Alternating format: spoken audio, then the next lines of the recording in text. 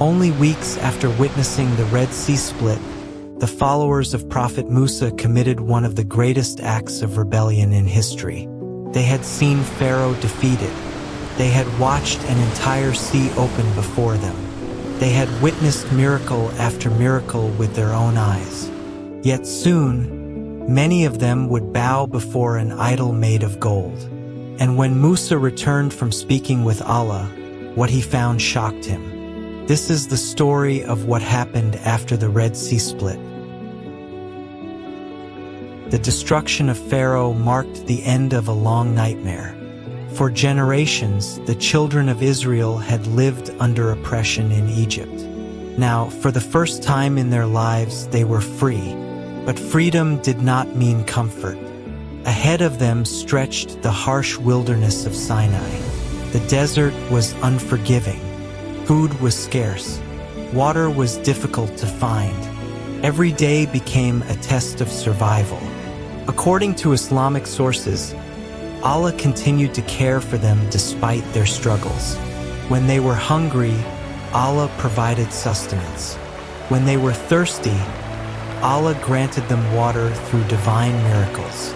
Again and again, they witnessed signs of Allah's power.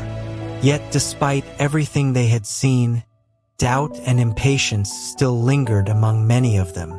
The greatest test was yet to come. As the nation camped near Mount Sinai, Allah called Musa to a sacred meeting. The Quran tells us that Allah appointed 30 nights for Musa, then added 10 more, completing a period of 40 nights. Before departing, Musa entrusted leadership to his brother Harun. He instructed him to guide the people and maintain order until his return. Then Musa began the ascent. Alone, he climbed the mountain, leaving behind the noise of the camp below. He entered a moment unlike any other in human history. There, Allah granted him revelation and divine guidance for his people.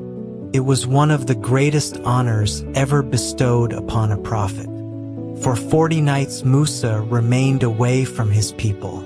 But down below, uncertainty began to spread. Days turned into weeks. The people waited. Then they waited longer. Questions began to circulate throughout the camp. Where was Musa?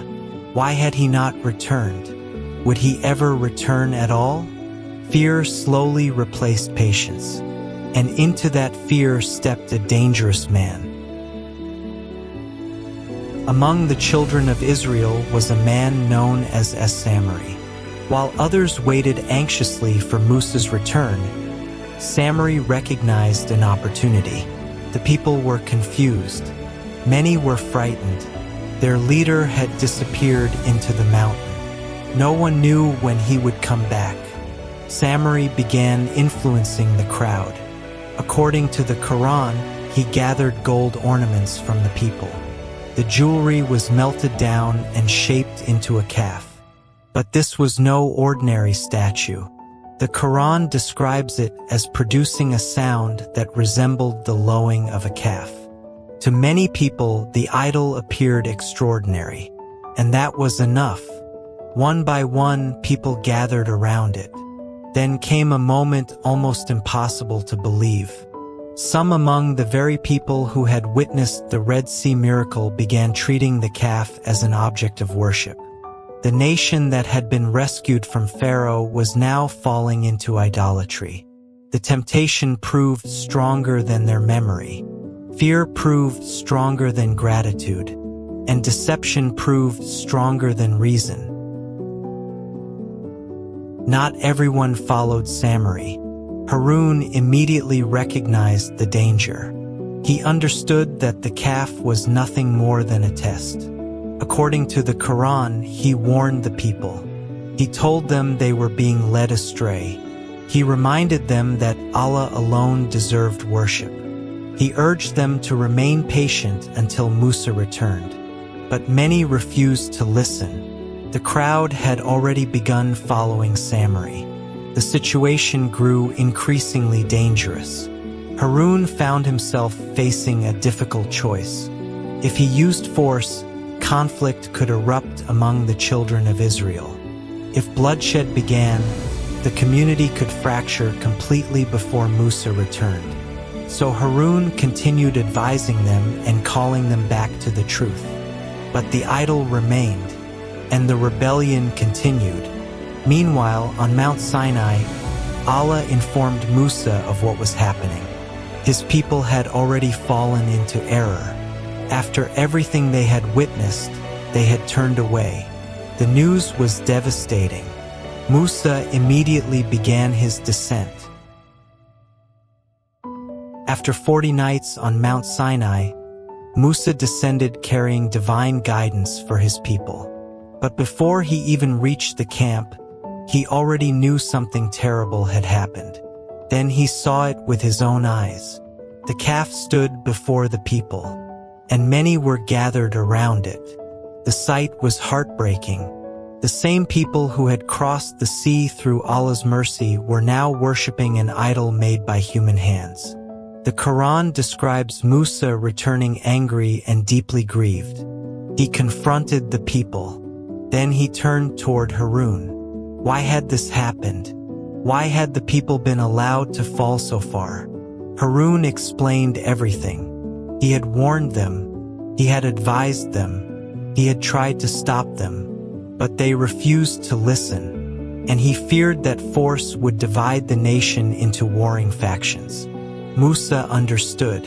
The true source of the corruption was not Harun. It was Samiri. Musa confronted Samiri before the people.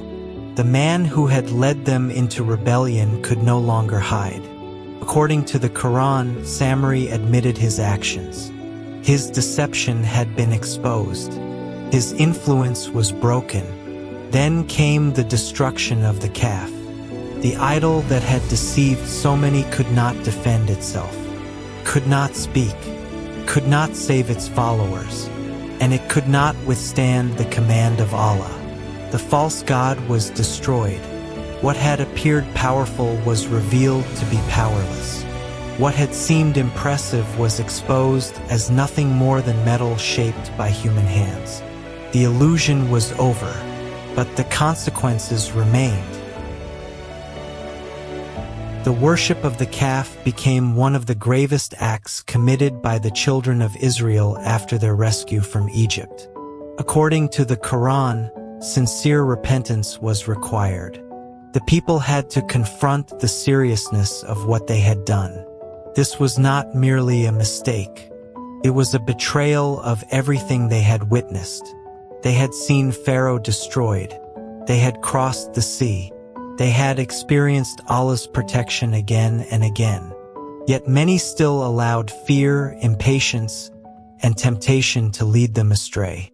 Their story carries a lesson that remains powerful today. Miracles alone do not guarantee faith. Signs alone do not guarantee obedience. The greatest battle is often not against an enemy outside. It is against weakness within the human heart. Pharaoh was gone. Egypt was behind them. The sea had already split.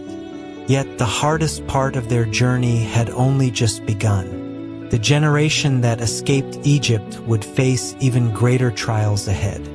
And before their story was over, they would spend 40 years wandering in the wilderness. But that is a story for another time.